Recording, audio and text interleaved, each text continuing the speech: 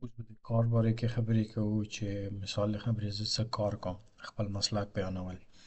هغه پاره یو څو الفاظ چې دي هغه زده کول ضروري دي لکه مختلف کارونه په جرمنۍ ژبه کې څه نامه لري مثال د خبرې لیغه دا لفظ چې دی دا ار چې دی دا غین هم یلی شي او ار هم یلی شي ری اواز هم وباسي غین اواز هم وباسي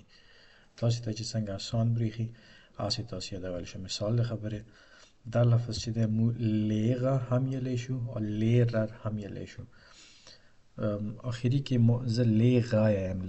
آ آواز آخری کې وباسم ار آواز آخری کې نه وباسم ځینې خلک به دغه حیران وي چې د آخري کې ری دی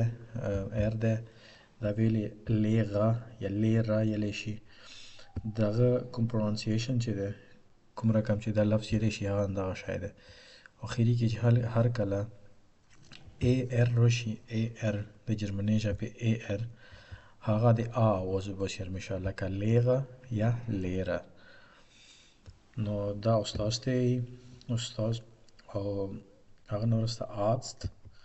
دا ډاکټر دی او آربایت دا کار دی اوس دا درې الفاظ مدد سمو یو دوه مثالونه کې څو جملې جوړو مثال د خبرې ته یلی شي چې ich bin Lehrer زه استاد یم یا ich arbeite زه کار کوم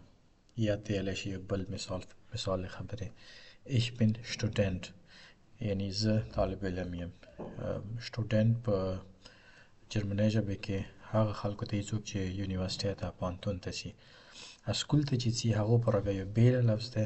هغه استعمالیږي انګریزي رقم نه دی لکه انګریزي کې چې سټوډنټ هر دواړه ته استعمالیږي جرمنۍ ژبه کې بیا څوک چې سکول ته ځي 12 کلاس پورې هغو ته شوله لفظ استعمالیږي شوله او هغه نه بعد یونیورسټۍ ته چې څوک ځي لکه څنګه چې ما وویل هغو ته سټوډنټ یایي